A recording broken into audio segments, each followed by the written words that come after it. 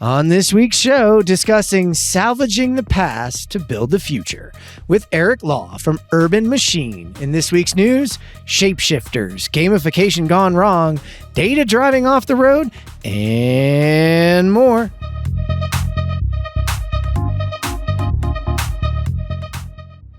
All right. Well, hello, Jonathan Marsh. How you doing? Whiteboard in the background, mind map out there.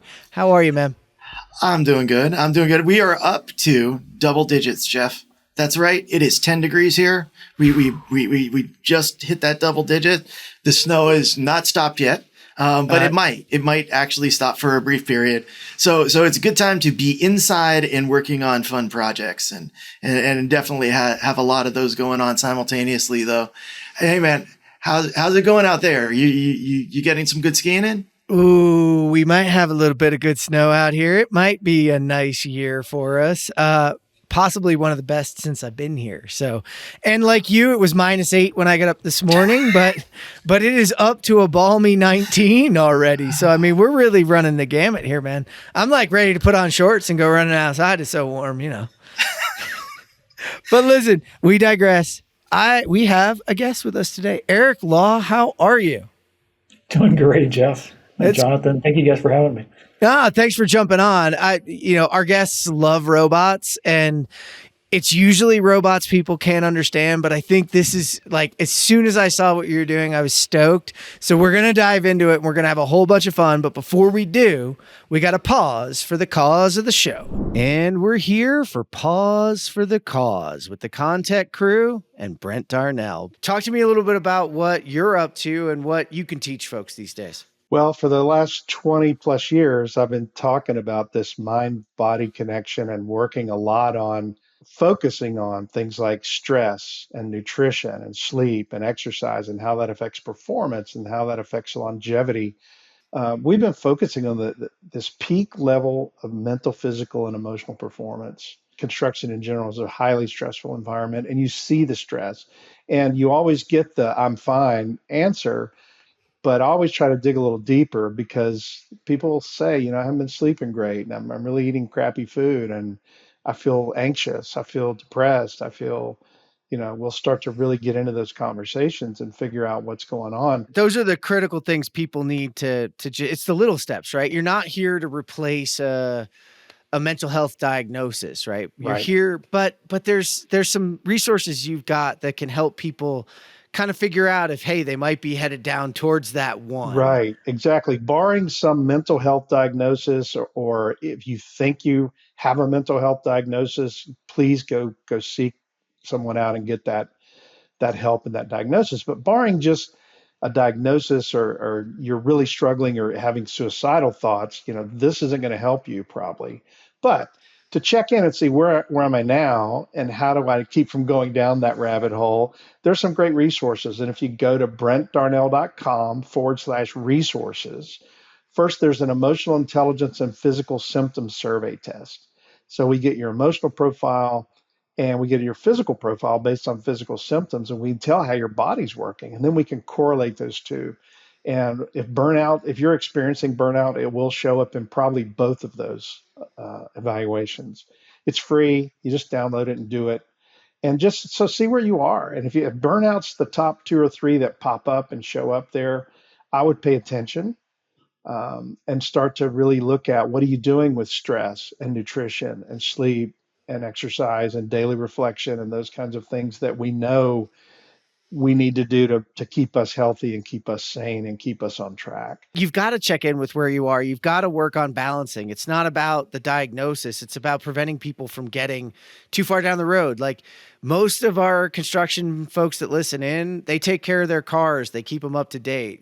This is no different. You've got to put in the maintenance on the body, on the mind, because you're racing this car around the track, right? We're not going to change that we're a bunch of race cars out there, but we can change that we do the right maintenance, take the right time, and really check in. One more resource in there. It's the Tough Guy Survival Kit. Guy being gender neutral. It's specifically written geared toward more field folks, but there's a really great chapter on stress management and peak performance in there. And it talks about meditation techniques and mindfulness techniques and breathing techniques. Those are all great resources. If you didn't hear that before, it's BrentDarnell.com. That's BrentDarnell.com/resources. Check them out. They're there for free. Brent, thanks for joining us on this Pause for the Cause. I'm here with Robert Shear, VP of Strategy and Business Development for OpenSpace. Robert, tell us a little bit about what is OpenSpace. OpenSpace is a 360 job site capture, review, and tracking tool. Think of it as an up-to-the-minute Google Street View of your project that people can view anywhere, anytime. Some people also refer to it as like total project recall, right? So what if you could have a photographic memory for all your projects for all time in case something came up in the future? So that's really what it is. How do you use it? Let me grab my camera. You simply just attach a 360 camera to your hard hat, open our app on your phone, open the floor plan, tap where you are and walk. We take care of the rest. So as you walk, we take 2 360 images per second. You come back, upload them to the cloud, and we process that all together, stitch them together, pin all those images to your plans, and deliver it back to you as a navigable 360 environment for everyone to use and share. And typically we deliver it back to you in like 30 to 60 minutes. And we're back. All right, Eric, I know I gave him enough teasers before we got through the cause of the show, et cetera, so that people would want to tune in. Tell me a little bit about your background before we get to this fantastic robot that you've brought to the industry. How did you get all the way here? Tell us a little bit about yourself. Yeah, so I've got about 20 years of experience jumping back and forth between contractors and technology and occasionally marrying the two together. And so that's everything from working from large civil and building contractors to having my own software company, which I sold in 2015. That was a construction management application. So the field to the software, done it all and done innovation with robots. And really my passion for construction technology and sustainability got to merge together, and I get to apply it. Which is pretty cool. Not everybody gets to do that, right? Merge up a couple passions and go deliver on it. Well, you've walked a mile that I've been pontificating, and Jonathan and them are probably sick of hearing me pontificate on it. But that as an industry matures, that matriculation that you've done of going from industry to technology and back and forth is actually like, it's almost the proof of a mature industry as that free flow happens. So I'm wondering what that experience was like before we dive into the robot. I'm wondering what that experience was like, especially given you're an early pioneer in it. So how was that? We'll call it bouncy. No, it's been a lot of fun, but I mean, it's everything from, startups to large corporations, the startup where after 6 weeks, our paychecks all bounced to, startups funded by a billionaire where we had lots of money to burn, and the tech side. And so, contractors, it's a totally different mindset on the financial side. When you're working with contractors, super conservative, they just keep bidding projects and moving along. And then you go to the startup world and things like that. But, being able to apply them is awesome. Construction is a great industry. Everybody's super nice and wonderful. It wants to change, but because it's so large and so fragmented, it just takes a lot of work to bring tech into it. But I think, with the craft shortages and the challenges we're seeing, you're going to see a much more rapid adoption over the next decade than we've seen over the last 20 years. Just because there's not enough people coming in to build the buildings we need. Not enough building, not enough people, not enough material, a new focus on material, a new focus on the way that we deliver buildings, the way that we deliver the built environment completely. So, which kind of brings us to like, what is your latest endeavor and what is it you are building here? I'm excited to introduce, by the way, too, this was cool because we did a little bit of shout out on the show and actually reeled your team in. So this is a fun one where we get to put it out there. So if you're listening and you've got great ideas, come and talk to us here at the Crew. You might actually get on the show or we might entice you. So what have you built and why have you built it? And give us a kind of a rundown. And I know Jonathan's going to have a bunch of questions. Yeah, so it's always better when I can show video because then I cheat and it's like, hey, here's pictures and video of it, but I got to describe it today, right? Because we're on a podcast. So essentially, we've taken robots that we've built, all of our own robots, and we're training them to pull nails, screws, and staples out of lumber. So today here in the U.S., 37 million tons of lumber gets thrown away. A little bit of it gets incinerated for some cogen fuel. But for the most part, there's very little reclamation of lumber today here in the U.S. And so we are using the beauty of robotics and computer vision and AI to solve this problem. So we're applying some of the latest and greatest technology to save a material that is 40 to 100 years old. Usually when we're here talking about robots, we're talking about robots that really replace a human process, but we're really not doing that. There's nobody reclaiming at scale, Jonathan, at scale. Jonathan's about to jump in. Go ahead, buddy. Go ahead. I was just going to say, Jeff, so I saw his machine and I'm looking at it and it has robot arms coming out and grabbing the nails and ripping them out of the wood. And then he brought in the brushes.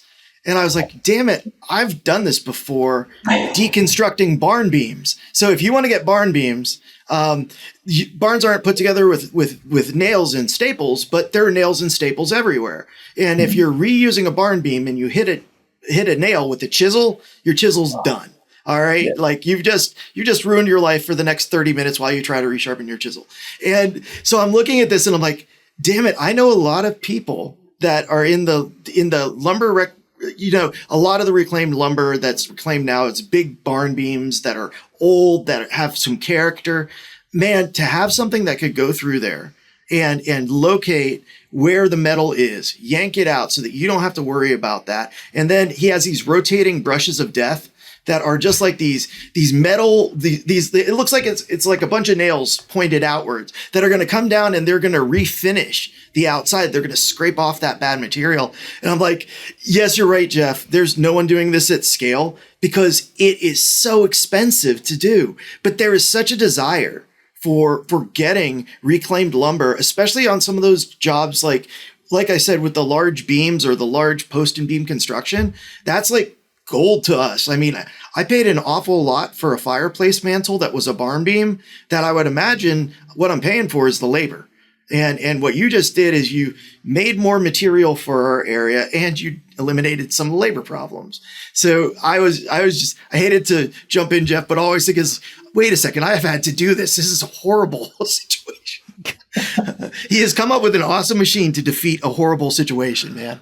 So tell us a little bit more. I mean, Jonathan went through and obviously has been watching a lot of videos before we got here, Eric. So. It's a cool machine. He even calls it the machine. There's like on his website, it says, go see the machine. So tell us a little bit more about the machine.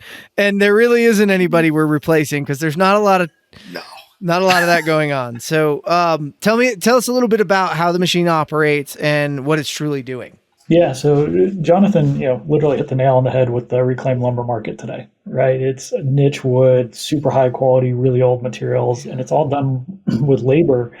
And everybody we talk to, the labor will do it for a couple months, and then they run away screaming. You've literally got to put them on another project, right? It is just so tedious, so hard work, and just mind-numbing work that nobody wants to do it. So even for that high stuff, you have an employee problem. So you're right there, Jeff. We're not taking anybody's jobs. We're actually creating jobs with a robot.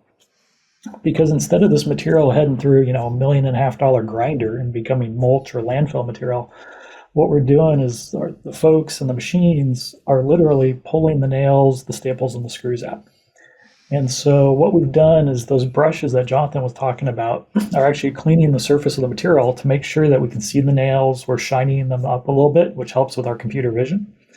Gets rid of any dirt, any grime that's built up on that lumber over the years. And then we're taking it after the brushes and we're using cameras to take pictures of it. And so those cameras are creating a 3D point cloud of that board. And in there, our AI goes in and identifies all the metal contaminants that are in it, builds a path algorithm for the robots, and then sends those end effectors after it. And literally those end effectors are, they're inspiration from the pry bars and the claws that everybody's used, right? And so we built our own gantries. So if you can envision, like a semiconductor fab plant, but instead of semiconductors, it's wood, and we're disassembling it, right? We're pulling all these metal components out. We have to do it very quickly, right, to make the economics work.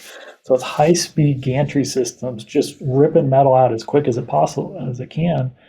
And then at the end, we got a metal detector to make sure we got it. So I've got like old school technology, right? Metal detectors have been around for infinity, making sure I got it right. Yep. Then I've got the latest and greatest computer vision and AI algorithms crunching away at these robotic end effectors that we've developed using some of the latest and greatest hardware tech. Oh. All right. So now we know how it happens. What got you to do this? Where's the inspiration come from? Like, well, it's obviously reclaimed wood, and this has been around for a while, and the problem's been around. What sparked it? Yeah, so when I was at my last project, I built the innovation program. We brought robots into construction. We were changing how the built environment works, addressing the craft problem. And so typically what we did is we looked at for robotic solutions, it had to be a big problem, had to be highly repetitive to justify the capital cost of bringing the robots in, right? There's some standard check boxes that every problem has to solve before you bring in the robots. Mm-hmm. And so when I got involved with the company's sustainability program, we're evaluating waste streams coming off of our job sites. And concrete and steel both have recycle paths or down cycle paths, but they're not heading to a landfill, right? Which is better.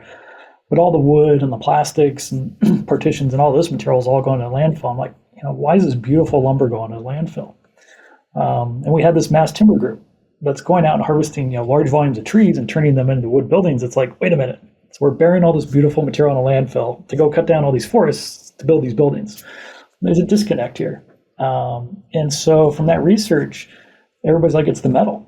You got to get the metal out.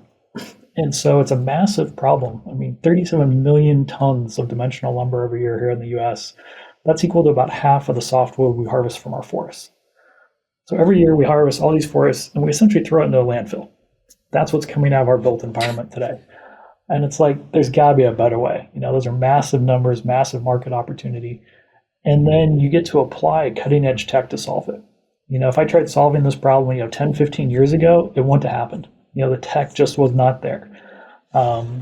Despite my opinion of the self-driving cars, I have to actually thank them for driving down the computer vision tech and costs, right? The cameras and the LiDAR and all their sensing technology, they have seriously commoditized that to the point where my engineers are just like, they can buy it on Amazon, right? It's just like so available on the hardware side. And so we've reached that inflection point where the costs have come down, the capabilities have increased. It's a massive problem that has to be solved. And it's not one we can throw labor at it, right? I can't go out and hire 200 laborers to go clean up lumber. The economics just will never pay off. This is one that has to be solved with technology. And so when I got to combine, my passion for construction and technology and sustainability together, my wife's like, oh, frick, here he goes again, right? Jonathan, what do you got? Well, I have a bunch of questions. So when I looked at it, it was running what amounted to look like maybe like 2x12s and 4x12s. And like, what are your initial targets with the machine? Like, I know you had to look at finance and scalability and all that. And we talked about maybe like barn beams, but do you have sort of a market that you're looking to really serve first with that idea of recycling the wood members? Yeah, so there's really two major sources of material. There's the residential buildings and multifamily residential, which is your 2x4, kind of 2x12 side. And then there's your commercial industrial, where you get into your 4x8, 4x12, 6x, 8x, right? Those big beams you're talking about. You get into glue lambs, those big, large timbers. We're going to focus on the larger materials first, because there's less fasteners per board foot. So the economics on the large material is going to pencil out much sooner than the economics on your 2x4 coming out of your house, just because there's a lot more fasteners per board foot. The other thing too is it's a lot easier for the demo contractors to pick out, a 4x12 from a building with an excavator than it is a 2x4. And so the demo guys we've been working with, they'll supply us with as much material as we want. I say, hey, I need a truckload, and boom, the next day, 40-yard end dump shows up and starts dumping, right? It's just, how much do you need, Eric? Because they're paying money to truck it and dispose it and shred it and do all that. And so they'd love to see it reused. That's the great thing about this problem is everybody we're working with, from the demo contractors to the deconstruction folks to C&D facilities, they all want to see us succeed because they're like, we're tired of burying this material, right? When you're taking like old growth Doug fir or redwood and watching it go through a grinder, it's like, oh, that's painful. Because it's material you can't buy today. right? You can't go to your local lumberyard and say, hey, I want some old growth Doug fir. It doesn't exist, right? You got to go dig through the 2x4 pile and try and find something that's not split and knotted up and warped. This material is incredibly straight, very few knots, tight grains. It's just a really high quality material that we can bring to market. And we're going to do it at scale with the tech. So I had one other question along that idea of scaling. So it looked like there's a very modular sort of setup that you have here. It looks very expandable. What's the base unit, and do you load it to a location, or are you just still at the point where everybody's like, hey, we'll bring all the material to you so you don't worry about that? Like, is the idea that you're going to put it in a sea can or something and load it to a area, or do you think for a while it's still just going to be, hey, drop off your material and we'll do our job? Yeah, so for the commercial industrial, we're going to the job sites. We learned a lesson earlier on when one of those 40-yard tall sides dumped into our last shop and sent material, 100 feet down the floor, crashing into equipment. Because when 4x12s and 6x18s come rocketing out the back of a dump truck, it's like as it goes up, it's slowly, and then boom, it's like an avalanche coming blasting out of that thing, right? And so Andrew and I watched this happen. We're like, oh, this is not going to work, right? And the material's a mess. There's chipped wood and nails and metal everywhere. So we're like, we got to go to the job site. We got to go where the material is, clean it at these sites. And most of these buildings that are coming down, they can easily generate 100,000 to 500,000 board feet, right? Think about your big old, 1920s to 1980s warehouses, office buildings. Most of your Silicon Valley, metropolitan LA is all these beautiful wood buildings behind those facades. And so for those, we're going to roll up 2 40-foot trailers, back them up end to end, and then it becomes a manufacturing line. And like you touched on, it's going to be modular. We want to be able to scale this where if, we're dealing with older wood, there's no screws in that stuff. It's all nails, right? If you're dealing with buildings kind of 1980 to 2000, you're going to get a ton of screws from all the drywall. So throw in the screw end effector. If we want to sell this to a wood remanufacturing business that's doing, 1 million board feet a year, okay, we'll sell them a couple cells. And if we want to sell it to somebody that's doing 10 million board feet a year, okay, they get 8 cells. So it's a real modular approach to solve this problem because, depending on where you are, that volume of wood can change and what you're processing. The sheer manpower kind of blows me away. The screws would be interesting. I'd love to see what technologies you're using to remove those. Because last summer, my son neglected to get a job. So I told him, go down, take our wood deck, and I want you to strip all the screws out, reclaim that lumber, and put it on this other deck because I wanted the wood to match, and it was really old. And I can't tell you the number of hours we spent removing screws. And I don't mean I'm going to say days. We spent days removing screws, and a lot of them ended up being you take your 6-inch grinder wheel and just cut the heads off and hope to God that you don't hit it with something else when you're building it. What's some of the technologies that you use that might be different from what we'd expect to sort of get rid of some of the screws, the staples? I saw the pincher that just pulls out the nail, and all I could think is there's a simple answer to a simple problem. You can't get at the nail, you pinch the head of it, you pull the damn thing out. But what are some of the things we might not expect that you guys are doing? Yeah, so one of the cool things about the material we're processing, because it comes out of buildings, very rarely is the nail head or the screw head flush. Usually it's exposed about 1/2 inch, 5/8, where it used to hold drywall on. So part of that brushing tool is to clean off the drywall and make sure we know exactly where that screw or nail is. And what that does is it sets us up to pinch that screw and spin it backwards and yank it out versus, on your deck, it's a flush screw, right? You can't really get to the sides. The deck's probably rotted a lot about it. It's probably recessed down in there because the contractor really went nuts on it. But in the building trades, you've got that drywall layer, or there was a plywood layer, some type of sheet good. And so what we're finding is most of our fasteners are exposed that 1/2 inch. And as long as they're flush to 1/2 inch, we can go get them. That's no problem. We have some scenarios where the screw head may be sheared off flush with the 2x4, and you can't really tell, is it a nail or a screw that's sticking out, right? It's a pointy piece of metal there at the surface. And so that's where we're bringing in a piece of technology to actually x-ray the material so we can see the thread patterns on that screw. And so we know, hey, it's a screw. Don't try pulling it out because it's just going to shear further down in. But this is one we got to spin backwards to get it out. Wow. And then with that technology, with the x-ray, we can actually start to see wood grain. right? So then we can start to classify that material and say, hey, is this old growth with a tight grain? Is this newer stuff with a wide grain? How do we start to do some quality grading on it? And then we're even looking at, can we do some stress grading with these machines? It's a lot of fun what's on our roadmap and what we can do. Once you're processing this material, then you can have the machines do other activities. I love how this is starting to layer on the advancements of what you can do. So you've got it. You've got the two modulars, like the 240 footers. You're bringing all this lumber through it. You're doing all of that. What's the next step with it? Like, it's not done there, right? When you're done processing it, then where does this go? And what's the rest of the process look like for the lumber? Yeah, so typically we're working with lumber yards, we're working with wood remanufacturers, people that have those existing virgin lumber tools, the planers, the rip saws, finger joiners, that want to take that material and turn it into a finished product, right? At the job site, we don't want to just hand it over to a contractor and say, hey, here's all these random length materials that we've cleaned up.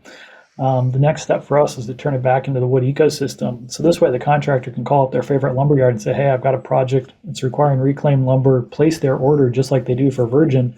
And out comes the 48-foot truck full of a delivery for them, all cut to their specs, what they need for their project, ready to go.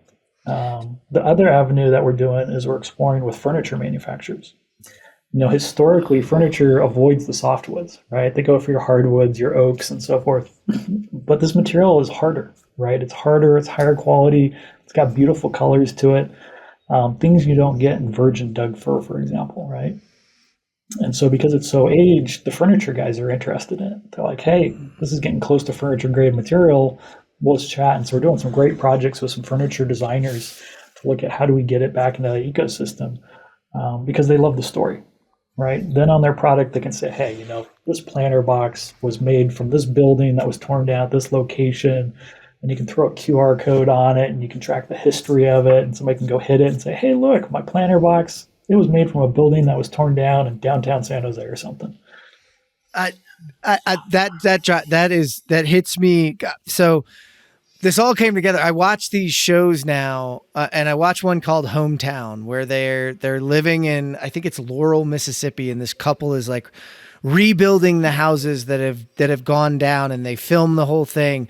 But one of the things he does is he reclaims wood from the home or from a barn or from somewhere that means something to him, and they build a piece of furniture out of it. And that's always ends up being the piece that gets the most focus because it's got history to it, or like it's the old butcher block off the top of something, and then they turn it into something for the house to use. And I just think that tangible reclamation of everything, it drives a better experience too. And having that all around you is, man, it's a power. And I didn't realize, like, now we've got a supply of it, right?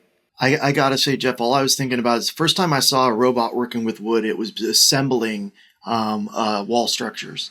All right. And I walked up to the guy and I said, man, you have the straightest, nicest pieces of wood to use with this robot that I have ever seen in my life.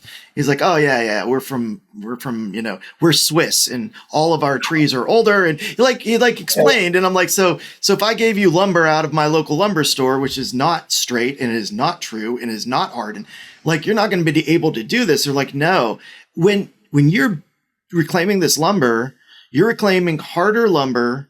I mean, and I'd imagine if it's old lumber, you might even be able to be like machining it down to nominal sizes that are more normal today. Do you see, are they coming after you and saying, hey, can you get me actual straight lumber? Because some of the stuff we're looking at with automating buildings, like, the problem is that lumber has knots and holes. We don't know where that is. It sounds like you actually might even be able to say, hey, I know this piece only has 3 knots. Put that in this pile, that in that pile. Like, what level of grading are you at with the stuff, or is that just started? So the roadmap is there. The technology is available, right? We've got the cameras, we've got the X-ray, we can see inside of it. And so now it's just a matter of every piece that runs through is going to get scanned, right? Because I got to scan the whole piece for the metal to make sure I get it clean. And so the data is going to be there. And so if somebody's like, hey, I want a clear 2x4 from the 1940s, boom, we'll be able to say, here it comes, right? It came in this batch. Here it is over this yard. It was run on this date and time. And here's a whole bunch of them. I mean, it's cool. We go look at job sites where they're taking down buildings. We just moved a couple truckloads of material today from a job site. And you're looking at this stuff and you're like, wait, these bundles are all full of nailed up material. And this stuff is so straight and so clean. And everybody's like, where'd you get this? And it was some hotel that was abandoned 10 years ago that the demo contractor is going through. It's just like, it's awesome. I mean, it's just, yeah. Eric, I was going to say, I want this on my new lumber. I want you to come, and when I buy new lumber, I want to run it through so you can tell me this is the pile of the stuff you have to hide inside the walls, and this is the pile of stuff that's straight and true, and you can use this in those. I think the tech, like you said, the tech steps that you've made, the parts and pieces, just have a huge scalability there. There's just a bunch of projects we can do with them. Every time somebody does something like this, there's always surprises that come up. What was the biggest surprise sort of that hit you as this started to actually get to the point where you're producing lumber for others? Mm-hmm. Yeah. So surprises. So I think probably one of the biggest ones is we planned on, nails and screws. And then in those initial sample runs, we saw no screws. And then we started looking at the age of the buildings, and we're like, oh, frick, they didn't really start using screws until the 80s, right? And then the 90s, when all those hand drills came out and went nuts, right, with the batteries and Makita and Milwaukee and all those guys with all the hand drills. And that's when we saw screws take off in terms of drywall fastening. And so we're like, well, all the material we're processing is older. So we're like, hey, let's focus on the nails. And then the other one was the staples. Holy crud, did people go nuts with those staple guns? And inside this material, you get this aluminum wrapped beam. And you're like, what the heck's hiding under this thing, right? Big old growth Doug fir beam, but the fire guys made them cover it up, right? To hit the fire retardant with this aluminum foil stuff that just disintegrates into like garbage. But holy crud, whoever had the staple gun going that day just loaded this thing up to make sure that metal wasn't coming off. And there was some inspector probably making sure it said, don't no loose flaps, just go nuts with the staple gun. We don't want to get any callbacks on this. Yeah. And so that was where we're just like, wow, we thought that stuff would rip off and the staples would come with it. But because it's so old and typically it's been up near the roof, it just disintegrates and the staples are left behind. Mm. Insane. As you were building this out, obviously there's a lot of interest just in being able to buy the lumber and everything, but it is a reuse, recycle, piece. Was there extra funding? Were there extra groups that wanted to get involved because you were doing something that was environmentally conscious? Was that a big part of its sort of evolution coming to market? So one of our large investors that came in on our last round here this last fall is a sustainable focused. It's lower carbon capital. And so their mandate is to try and reduce global warming, mitigate global warming, and try and, as they say, prevent us from ourselves. Is really their tagline, right? And so they came on board, and when we started showing them the problem we're solving, they're like, holy crud. They're like, this is massive. You guys are on it. We want in. And them and another VC came in for our next round that both have sustainability mandates. And so that definitely helped out with the fundraising. And the two of the firms that initially did our pre-seed about a year and a half ago, they kind of have a sustainable interest, but they're more hard tech. They're into robotics and construction tech and stuff like that. And so what we're seeing now is a lot of the government agencies we're working with, who are responsible for landfills and C&D waste, is there's a lot of money coming from the EPA to help those guys. So they're applying for grants, and then they're including our machine in their grant applications.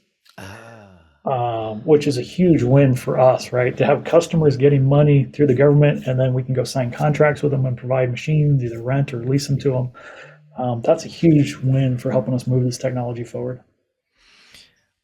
Well, and I'm wondering, that creates a nice batch of funding, but earlier on you talked about how you're reclaiming that and then bringing it to their local lumber yard. I'm guessing the local lumber yard is pretty happy about this and interested in thinking about what it might want to do, because you might not want those things dropping in your facility and having bringing it to you. But I could see this it's a circular economy that you're creating. So I'm wondering how those early lumber yards reacted to you and what that experience has been like, especially on the growth side. Yeah, so we partnered up with this company, All Bay Mill and Lumber, up in American Canyon, about an hour north of our shop here in Oakland. And they see it as a huge win because now their trucks can be full both ways, right? So typically a lumber truck goes and delivers material and goes back to the yard empty. Well, Yep. now they can go dump off their material, and they've been using their trucks to pick up our material and take it back to their yard. So now they're running trucks full both ways. They're using their yards. Most lumber yards have a lot of extra space these days because they no longer stock lumber, right? They used to have to maintain huge inventories because they never knew when distribution was coming through. These days, with just in time, they don't have to do that anymore. So a lot of these guys have these yards, and then a lot of them have mills. So they can go and mill the lumber down, they can rip it, they can cut it, they can do all these activities to it. And so I don't have to go buy that expensive old school hardware and put the power to it. I mean, those saws and planers take a ton of electricity, right? To go rip material and rip 6x12 beams into something smaller. They've got it. So it's been a phenomenal partnership working with these guys. And they've been huge supporters, and it gets them another product, right? So now they can sell your rough virgin lumber, they can sell your finished reclaimed lumber into their customers, comes out in the same truck, goes through the same sales ordering process, and really reduces any potential friction for contractors. Because as we all know, if you create friction for a contractor, they're going to run, right? Yeah. You just don't create friction from a contractor. If they've got a process that works, they don't want to change it. And so by fitting in that existing supply chain model, making sure there's no new friction, it really helps with adoption. Yeah, it no new friction. It integrates with the current model, but actually provides your customer, meaning the lumberyard in that respect, a whole new product that they couldn't have had before. And you didn't disrupt the supply chain that existed, right? Like there wasn't somebody already doing this. You've actually invented a supply chain in and of itself that's just going to grow the diversification of what we can do. You got it. Yeah. And if you look at actually taking down new lumber and then like you said, processing it, drying it, delivering it, like the footprint that you're reducing by, I realize that lumber is a sustainable thing. We can plant new trees, but the amount of energy that goes into processing lumber is absurd. And I think you pointed it out with sort of those things. So like when are you coming to Erie? Cause I can get a truckload of lumber that I would like all the nails taken out of. Like no problem. I think everybody could, but what do you see as your next steps? Like right now, where are you focused in like geographically, and what's your thoughts on scaling? Yeah, so being based here in Oakland, California, we're focused on Northern California. Our first unit is rolling out here in March. So in about a month and a half, our first one's coming out the door to head to the field, which is awesome. The team is super excited to get this out the door. We've had 3 engineering prototypes. You guys have seen the videos of number 3. Oh, yeah. This 4th iteration, this first version that's going to go to the field it's awesome. It's faster, it's more accurate. It just quite a jump from that last round of technology. And so that first one comes out here in March. We're trying to get a second one out the door here in Q3. And then next year, we're going to try and build a dozen of these systems.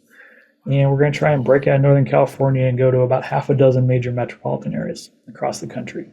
Head up in the Pacific Northwest, go out into the Rockies, major metro areas, go down into the South there, into Texas, and go prove we can do this in multiple metropolitan areas, not just here in NorCal.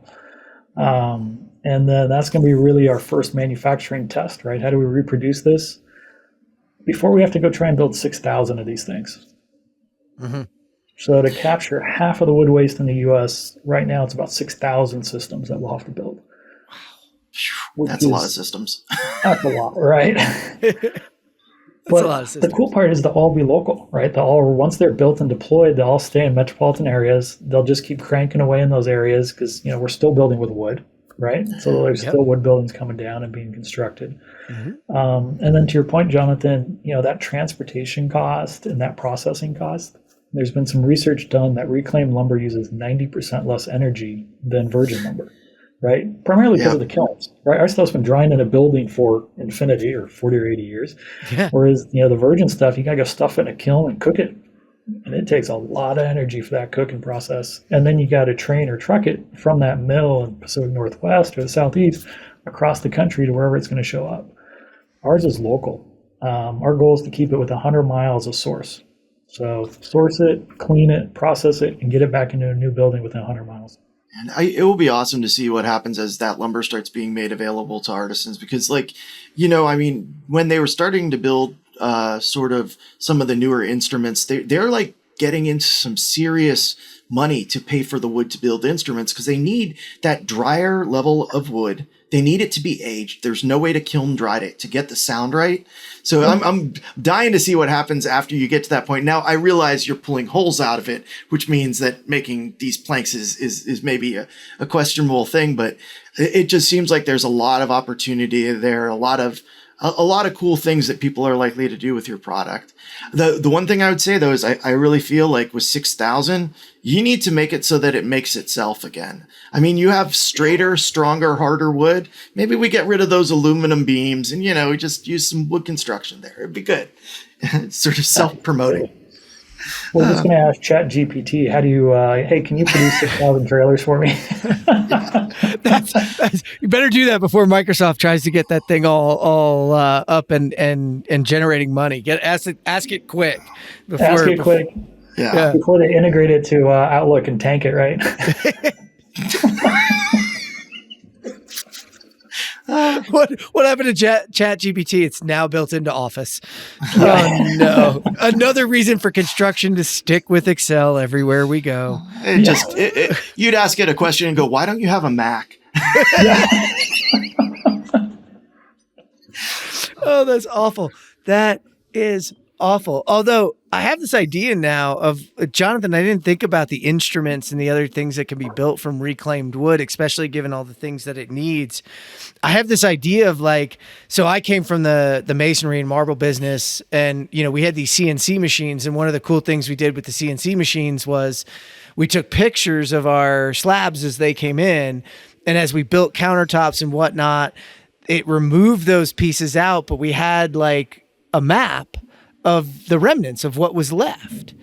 So you now have a map of what has holes in it. Jonathan, I see this we can get down to really small scraps that are still useful. That's nesting. Yeah, dude, that's beautiful. Right? Because you know where the locations are. If we mapped the coordinates of all those, you could actually take the designs, 3D designs, and nest them inside. So we know we have enough good wood to build this. That'd be cool for sculpture. My father-in-law sculpts with wood, and the worst part is the drying and the cracking, and you don't know where it's going to crack. And on the inside, if you push in the wrong spot, I can see although carving on 5-year-old lumber would probably be a little bit of an ask. That stuff's like steel sometimes, man. Mm-hmm. That's strong stuff. Yeah, it can be really rock hard. Yeah. But hey, I was just sitting there pontificating about it and thinking about it. Well, Eric, where can people go check this out? And if anybody, listening in wants to get involved or hear about more, where can they go do any of that? Yeah, absolutely. Our website's probably the best tool, urbanmachine.build. Hit us up, check out our website, reach out to us. We're on LinkedIn as well. Feel free to connect with me on LinkedIn. We're building our network out of, one of the cool things or one of the challenges is we got to have networks within every metropolitan area, right? Yeah. So that's local demo contractors that are sourcing this material. That's local manufacturing companies that are turning this material into finished products, whether it's furniture or lumber for new buildings. So there's going to be an ecosystem in every major metropolitan area that goes with this equipment.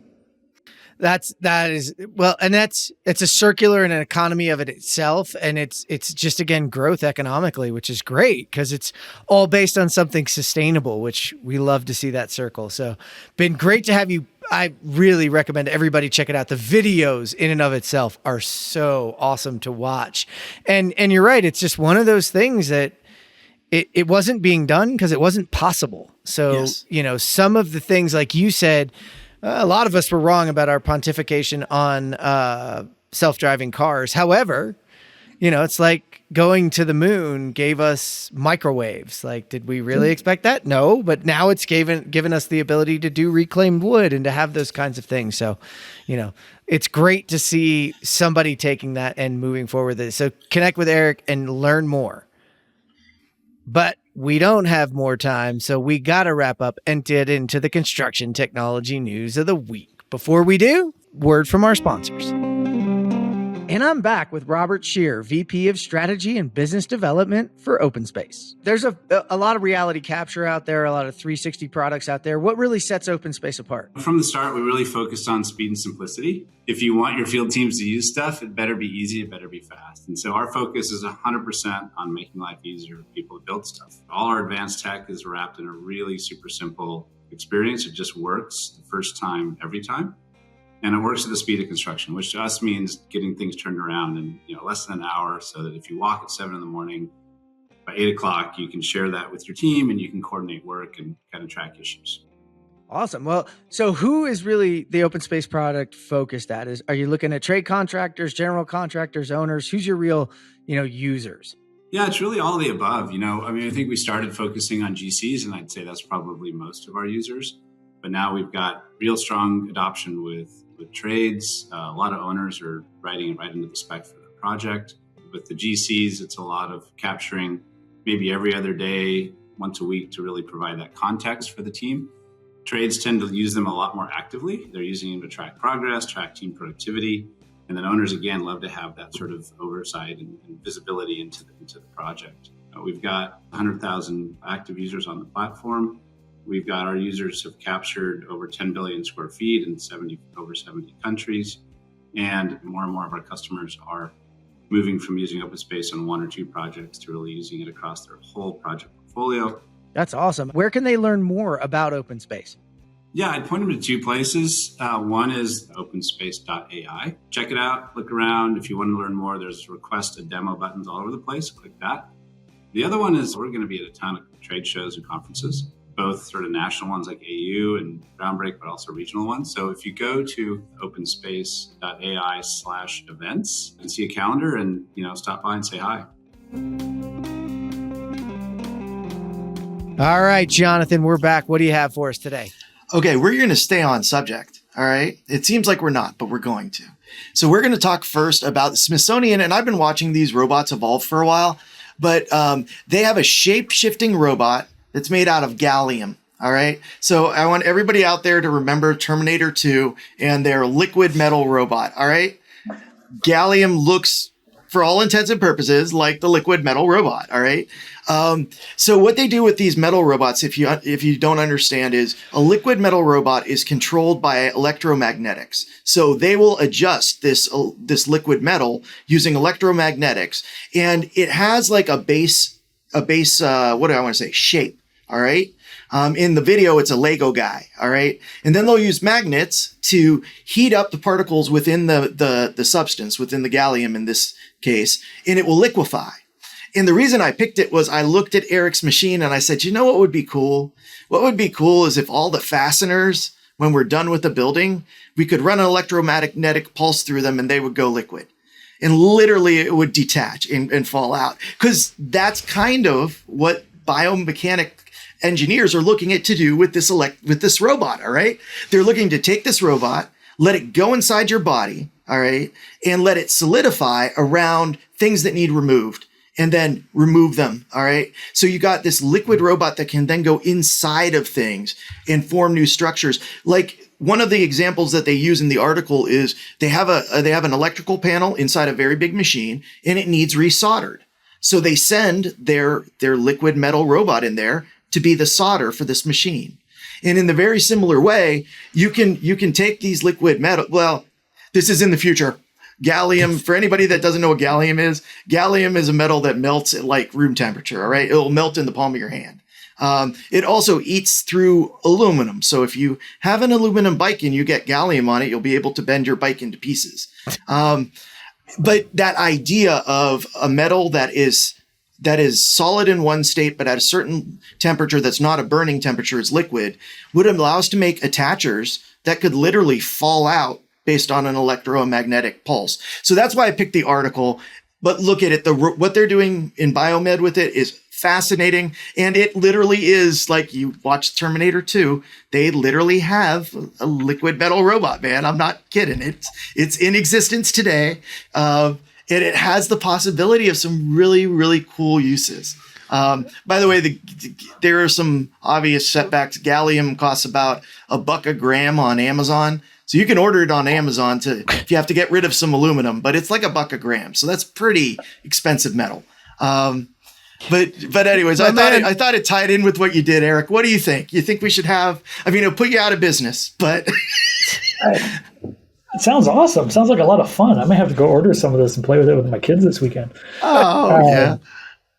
But yeah, I mean, frick, Terminator 2, as long as it's the good gallium that comes to it, it's not the evil one, right?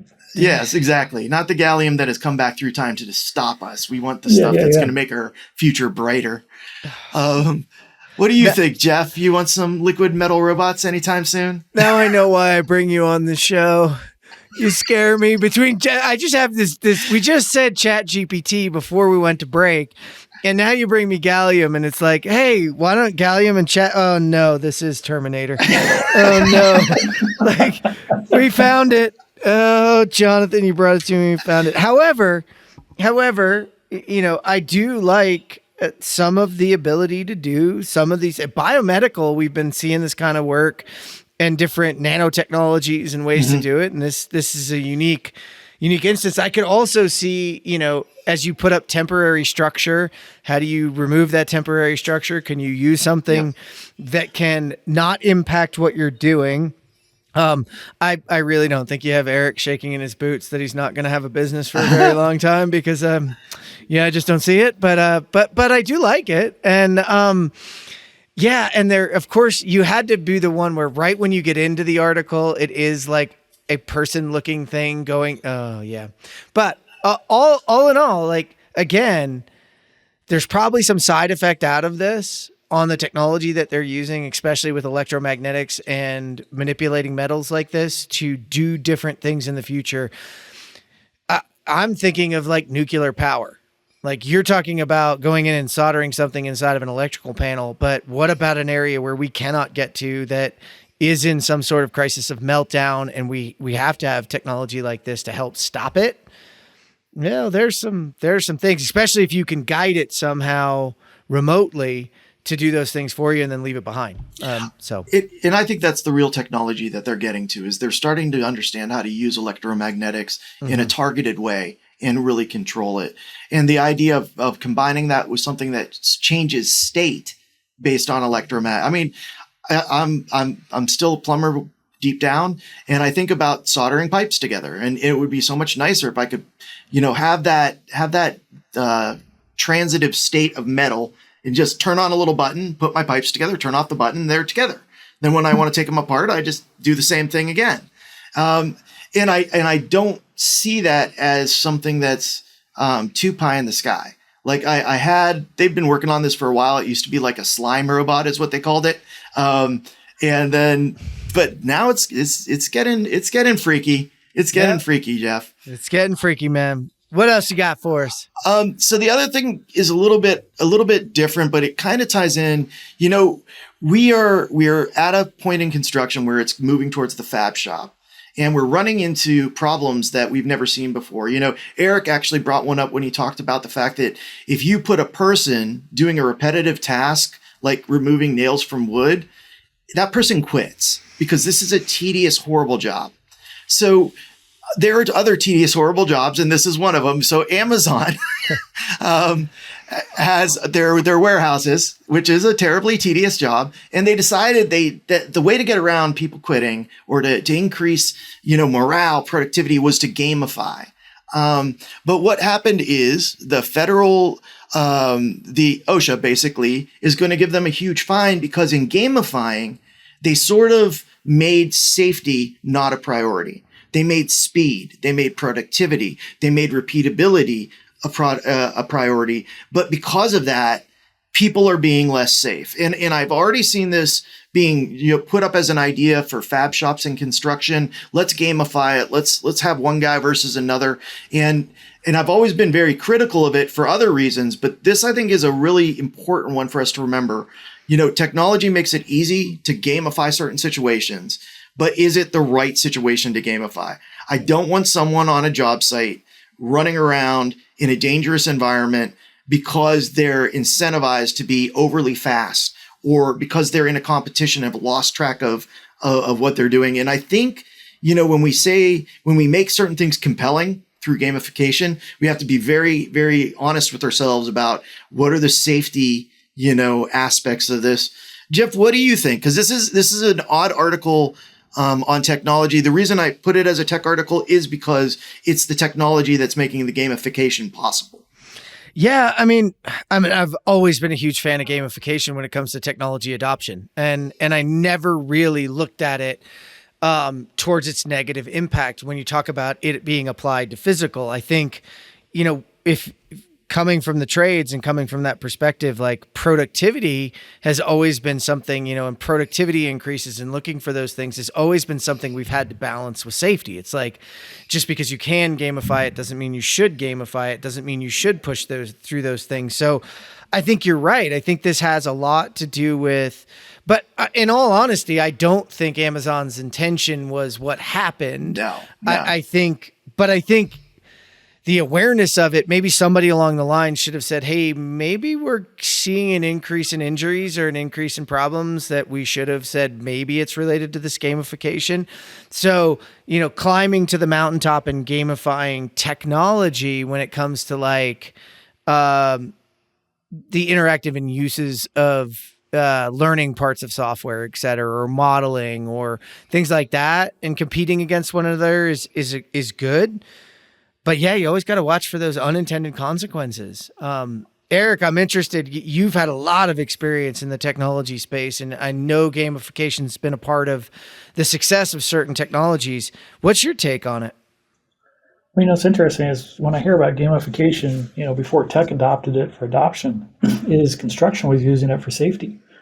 When we used to give out the gift cards, right, and the token programs and all these things that being safe. And what we found is the employees did a great job at being safe, and what they were doing was not reporting the injuries or the near misses, right? Because who wanted to be the guy on the job site that ruined the crew's barbecue or gift card or whatever we were doing? So here you're trying, and it was, the safety guys did this honest job of saying, hey, how do we incentivize safety? You give rewards, right? Which is just like gamification, right? How do you reward good behavior? Mm-hmm. And it always has this unintended consequence. And it's a hard problem with people, right? How do you incentivize them to do the right thing correctly? Well, everybody thinks about, how do I cheat it? Yeah. Immediately. So, how do I beat it? It's a safety program, gamification of adoption tech, right? It's just every time. And, I'm sure Amazon knew it was productivity focused. I mean, they don't exactly have the best safety record going on in the industry. But it always bites, and it's a hard problem to solve. To motivate large volumes of people, right? Yep. Well, I think it was a great one. I'm going to take and jump in, and coming off of the annual AEC integration where we look at integrating, connecting workflows, connecting important data, I thought, wow, this is really interesting. So Apple relaunches its HomePod smart speaker, which not just has upgraded acoustics, but the feature I wanted to focus on was a support for a thing called Matter that Apple describes as the new smart home connectivity standard. So we've been talking about this in the industry of construction about different things playing well with one another. And we know Samsung and Apple are not really going to ever come together and work together on all the smart things they're doing. But there are so many people with all these devices that people can use and want to use that they want to pick and choose the ones they want to use. So now, how do you do that? Well, you have a piece of hardware called the Matter in the middle that really focuses on connecting those things so you can use what you want. I here at the house use, Google, but I also use Apple things, and I'm interested now they connect, but now it's telling me I'm not going to have to do those kinds of things. So this is another one of those gadgets that come out. We actually covered it a while back. And you're thinking it brings together, your Echo Dots. It brings together your, the speakers from Apple as well. And the one thing I'd love to do is, can you bring a few of my speakers together that I have throughout the house and play them at the same time? Because my Google won't play different things at different times in different rooms, one thing across my rooms. And I'm like, I've got you Google speakers everywhere. Can't you all just play together? So maybe I can get there. Jonathan, I'm just wondering what you think of that one. It was a kind of a fun one.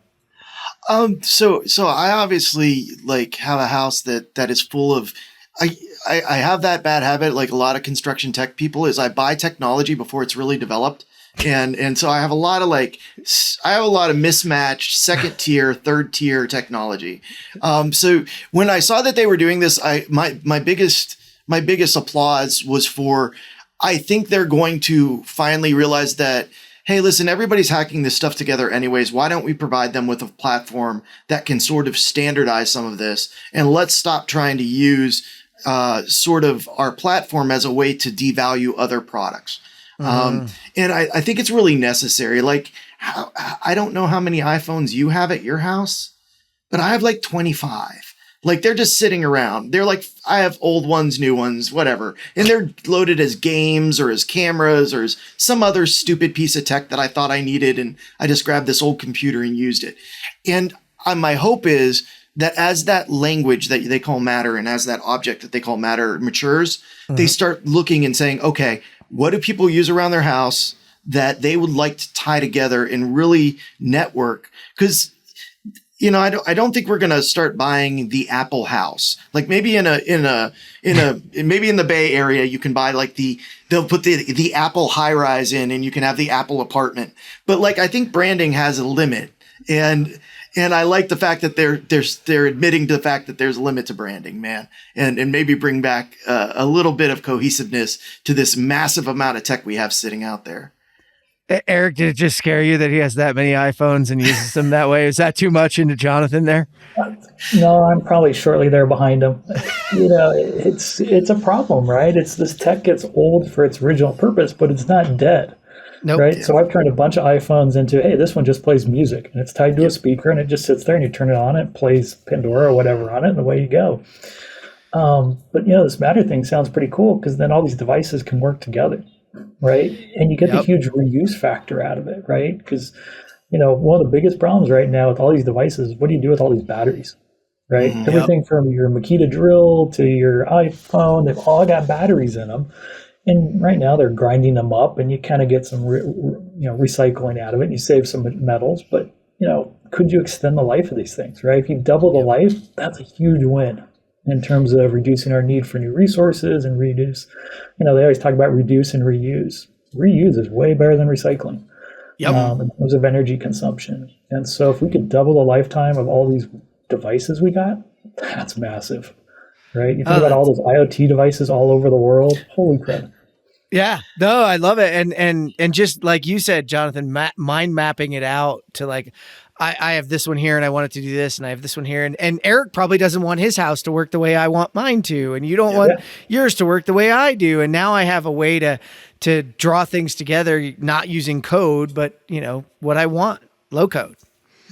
It's that API mindset that I like. I mean, there's a good API/driver mindset that's going on right now that I dig. They're having more open APIs so we can put digital products together. It's nice that they're doing that with hardware.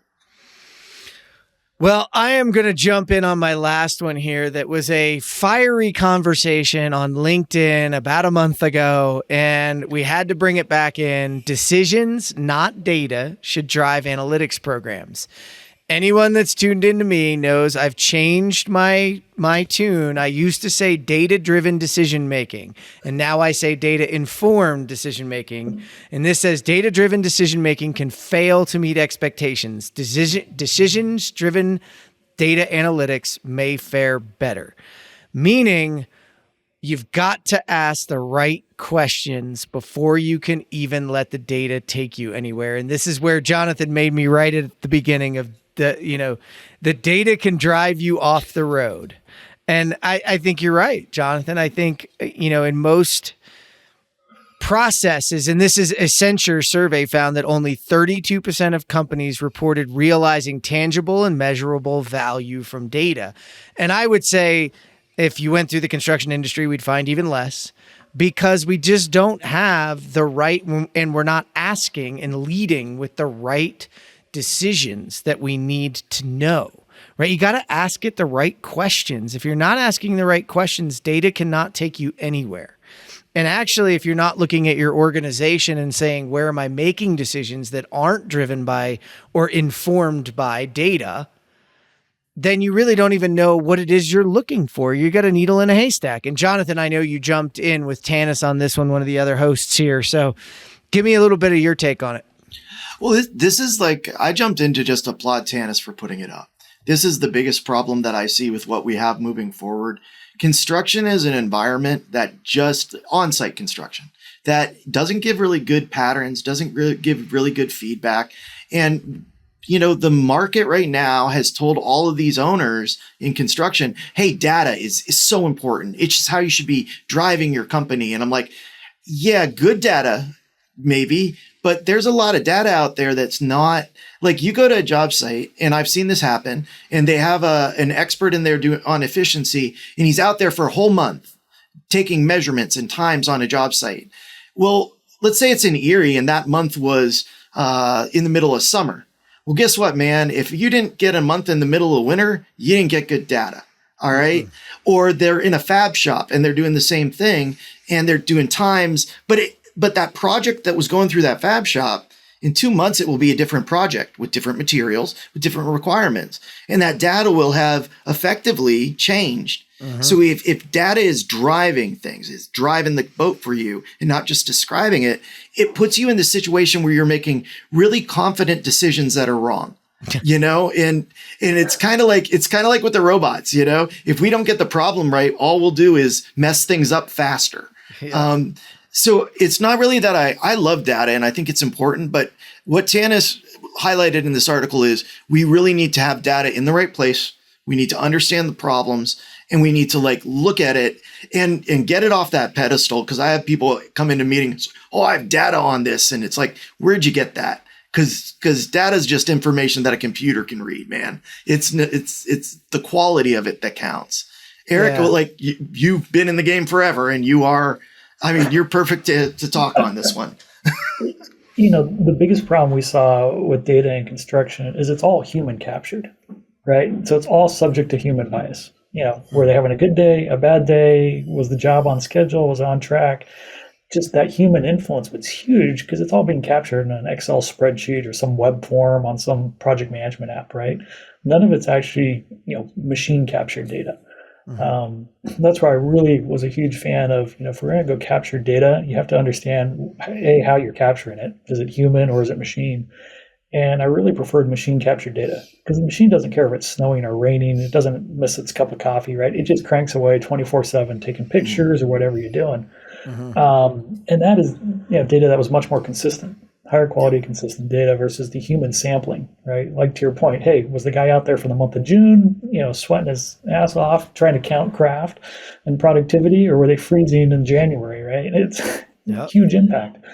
So that's why you always got to know where it is and just the inconsistencies, from what one client wants. You go to one client project and they're super, anal about safety. You go to another client project and they don't care. It's all about schedule, right? And you said the safety one earlier, right? What did they do when there's a safety standard? Oh, they just didn't report it correctly, right? Yeah. And it goes super to super, right? So much human influence because so much about construction is humans, right? Yeah. And every human captures things differently, reports things differently. I can go ask 5 superintendents what a good job is, right? And I'll get 5 different answers. Yep. Yes, you will. And data driven takes the human out of it. And we always need the human. And that's the 3 key takeaways from this is don't aimlessly follow data, meaning do not ignore exactly the things that Jonathan and Eric just said. Second is change who's in charge. So data scientists, we're all asking you to get them and we want you to have them. And it's awesome. But hey, they're actually not the ones in charge. They are your tool. You are not their tool. It has to be you in charge. It has to be business people in charge that understand what the business analytics are driving towards and what the business goals are. And then lastly, they say follow these 3 steps to success. is first, decision makers in the business ranks need to identify alternative courses of action, thinking wide then narrow for a particular business problem. From there, they should determine what data is needed in order to rank or evaluate it. And finally, they should use the resulting analysis to select the best course of action. So there you go. That's the end of the article. That's the end of the day. That's the end of the show. It has been awesome to have you guys on today. Eric, thank you so much for answering the call out into the wild to come on and talk to us about your robot. Oh, it's been a pleasure, Jeff. Thank you very much for having me. It's been great, and we're excited to watch where you go. Can't wait to see you on a job site in a metropolitan area near us and say, hey, I know where that came from. Jonathan Marsh, as always, you scare me, you intrigue me, but ultimately, I always enjoy having you on the show, man. It's great to be on with you, man. And Eric, I can't wait to get my hands on the machine. I'm just telling you right now, I got to get my hands on that machine. Be careful. We'll have you at a job site. He'll be putting in orders soon so he can have his own. Yes. And thank you for tuning in today to geek out for our interview with Eric Law. To read all of our news stories and to listen to this show, visit the ConTech Crew or stop by youtube.com/@the ConTech Crew and subscribe. This is the ConTech Crew signing out. Until next time, enjoy the ride and geek out.